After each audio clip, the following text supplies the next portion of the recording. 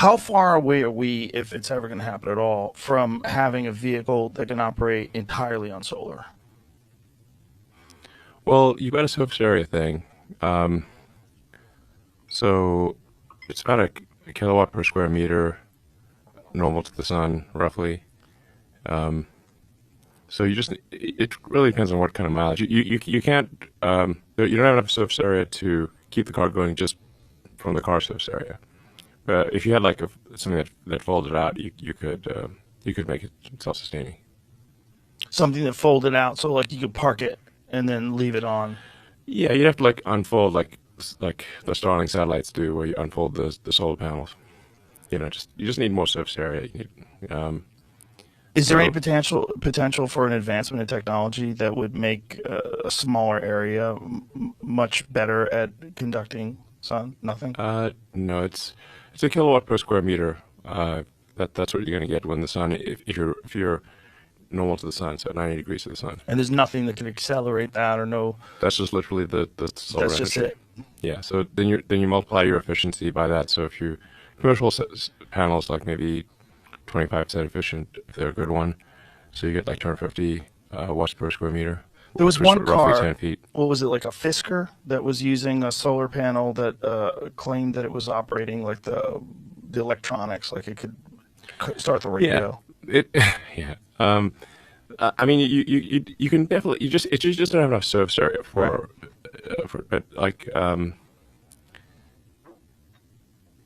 but you can like certainly you could run a house with solar with the solar roof and like Tesla solar roof you can run a house.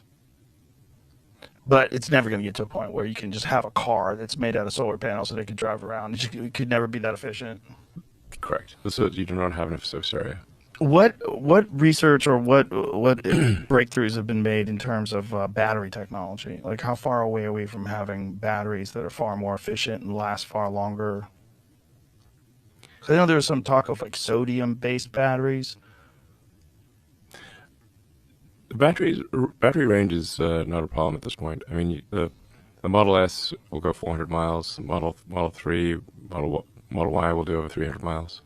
So that's more than most people need. So yeah, Or but are we? I mean, how far away are we from making batteries that are more efficient? This is like we obviously haven't at least this is hit not. the What limit I'm of saying is technology. this is not really a constraint. The point at which you've got a car that can do, let's say, even at highway speeds, 250 miles, then or let's say 240 miles at 80 miles an hour. Now you're driving for 3 hours straight. Um, and so if you start a trip at say 9 a.m. by noon, you want to stop for lunch, go to the restroom, grab a coffee. By the time you come back, your car is charged. How long does it take to fully charge? Uh, yeah, like half an hour. Well, you don't want to. The people will get used to it because it's a little different. You know, like for a gasoline car, you'd want to fill it up. For an electric car, you'd want to actually go very close to zero, and the car can calculate how much range it has with precision. So if you pull up, say, enter a road trip in a Tesla, it'll calculate all of the supercharges along the way, where you should stop, how much you should charge, and just let the computer do its thing, and it'll work well. So you actually want to charge to about 80%, and then run it down all the way to 10%, let's say, or less. Do you want to do that on everyday use as well, or just with long trips? No, just look long trips.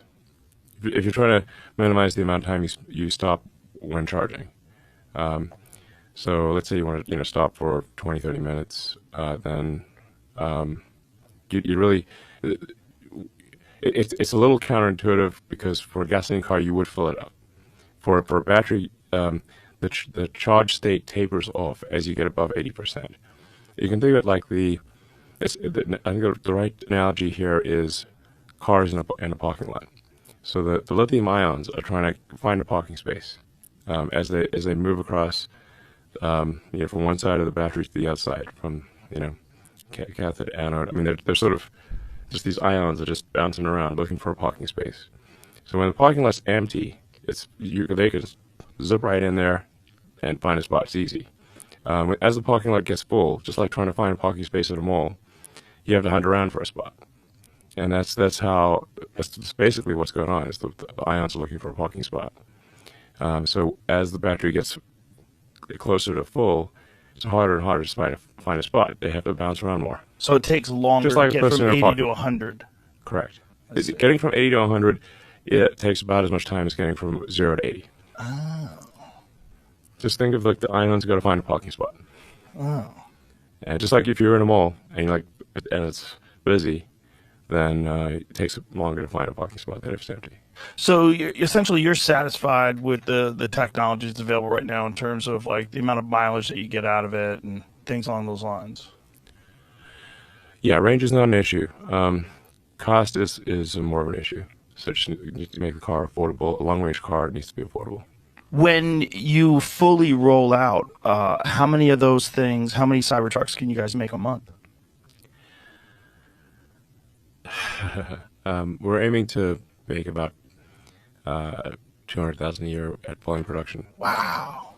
Maybe a little more. But I just can't emphasize enough that manufacturing is much, much harder than the initial design. You can. Not that the Cybertruck was easy to design. I'm not trying to trivialize design. It's just what I'm trying to do is to emphasize the difficulty of manufacturing, which is not understood by the public because there's no movie about it. So there's lots of movies about the sort of wild inventor in the garage, but I'm not aware of any movie about manufacturing. Have you ever heard of a movie about manufacturing? I can't remember any. Jamie, any movie about One manufacturing? coming in my brain, but I don't think that's what it's even about, so I have no idea. What is that? Michael Keaton was making some cars in somewhere. I was going to look it up. I mean, there's Tommy Boy. Yes. Tommy Boy's the only one. That's about as Great good of a call, I movie. think, It's a yeah. great movie. Yeah. That might be the only one. That's interesting that it's such an immense part of American culture and also the decline of some American cities. I mean, Yeah. it's famously documented in Roger and Me, which is a great documentary where he just talks about how Flint got destroyed when they pulled out the car manufacturing.